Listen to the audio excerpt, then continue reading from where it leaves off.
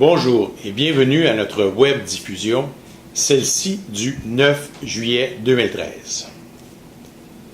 Les portefeuilles de nos clients avaient connu jusqu'à la fin mai des rendements intéressants à la faveur de marchés boursiers qui ont progressé. Par contre,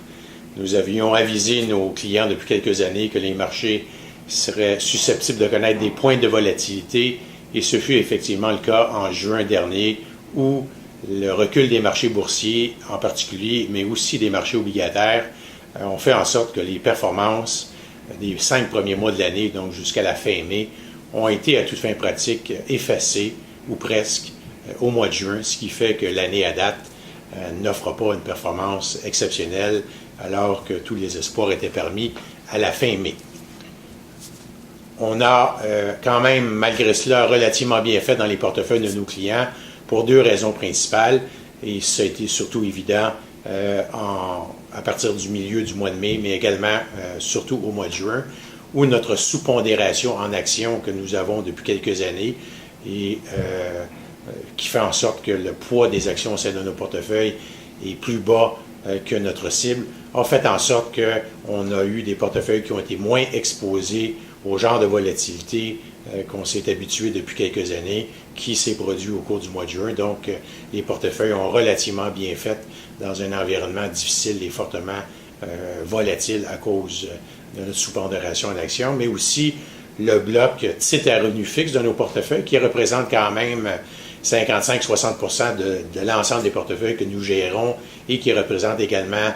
la pondération en titre à revenu fixe au sein du portefeuille de notre client type. Donc, ce qui se passe avec 55% du portefeuille a un impact important sur ce qui se passe sur l'ensemble du portefeuille. Alors, nos titres à revenu fixe, comme vous savez, depuis plusieurs années, nous sommes préoccupés par le fait que les rendements sont très, très bas sur les titres à revenus et que le potentiel de hausse des taux est plus grand que le potentiel de baisse, ce qui fait que ces titres-là sont, par leur valeur, très vulnérables à des hausses de taux d'intérêt. Alors, pour se protéger contre cette éventualité, on cherche à privilégier des durées qui sont courtes et qui sont significativement plus courtes que ce qu'on voit dans l'indice obligataire. Alors, la montée des taux d'intérêt depuis le début de l'année, en particulier depuis 5-6 semaines, a eu un impact négatif sur la valeur des obligations et plus les durées étaient longues, plus ça a été vrai. Ce qui fait que l'indice obligataire canadien est en baisse de près de 2%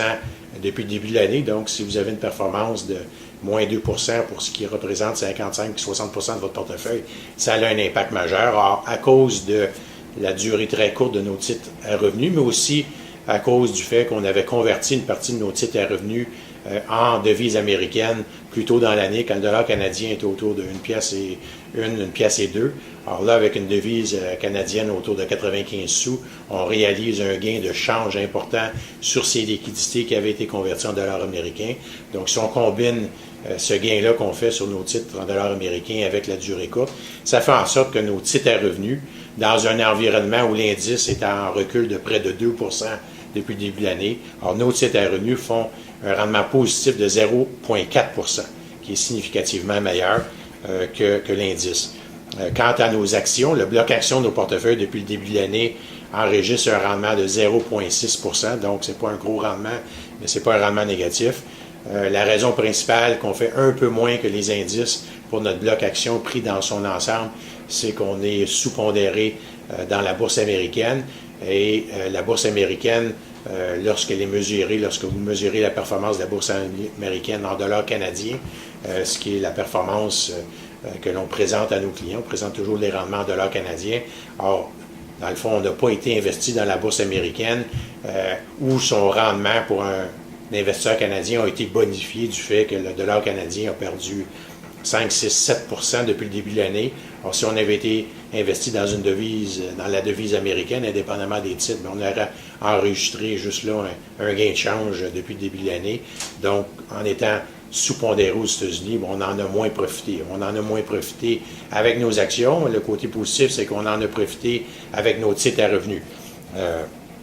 Quant au rendement de nos actions canadiennes, donc le bloc actions canadiennes, l'indice canadien en date du 30 juin était en recul de 2,5 %, donc une perte de 2,5 % depuis le début de l'année. Ça, c'est l'indice. Nous, nos titres canadiens qu'on a en portefeuille ont enregistré un gain de 0,7 depuis le début de l'année, donc un écart de presque 3,25 par rapport à l'indice. Nous disions en entrée de jeu que la volatilité allait être au rendez-vous, et elle l'est depuis plusieurs années, puis elle va continuer à l'être. Sauf que cette volatilité-là est aussi accompagnée par des rendements qui sont quand même intéressants pour le bloc action. Si on regarde nos propres portefeuilles, nos titres à revenus pour les 12 mois qui ont terminé au 30 juin ont fait 2 de rendement, alors que nos actions ont fait près de 9 de rendement, donc un écart de 7 en un an. Alors, c'est sûr que le rendement du bloc action a été plus volatile que le rendement des titres à revenus, mais le côté positif, c'est qu'il a fait 7 de plus. Donc, on essaie de gérer, de procurer des performances adéquates à nos portefeuilles, tout en respectant la volatilité souhaitée par chaque client investisseur. Mais force est d'admettre que le bloc action, malgré qu'il est plus volatile, a quand même fait un rendement de presque 4 fois plus que les titres à revenus. La situation avec laquelle l'investisseur est aux prises aujourd'hui semble être, comme ils disent en anglais, un no-win situation, ou sans bonnes issues. En effet, si les données économiques qui sont publiées par les grandes agences mondiales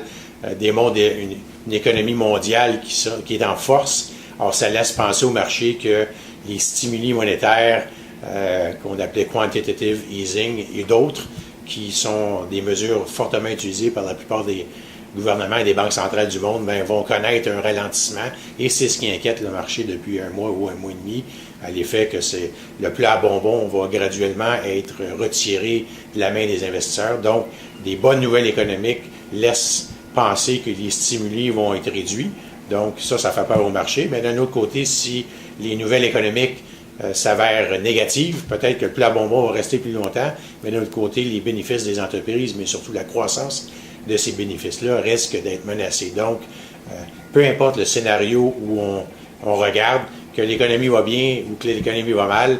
ça crée un défi pour les investisseurs, et nous, on doit naviguer dans cet environnement-là.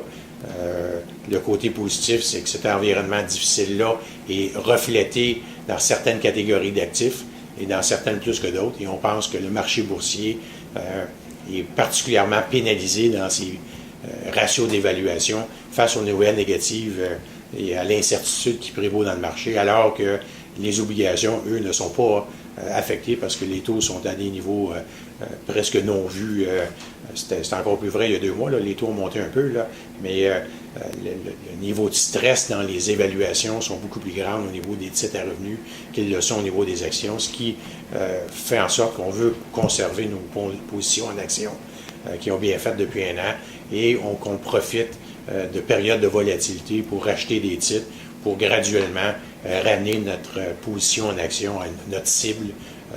alors que là, elle est sous-pondérée. C'est ce qu'on a fait depuis quelques années. C'est ce qu'on a fait en début d'année, lorsqu'on a profité de la baisse des marchés qui a duré 3-4 jours pour acheter des titres. Alors, c'est ce qu'on va continuer à faire au cours des prochains trimestres et des prochaines années. Et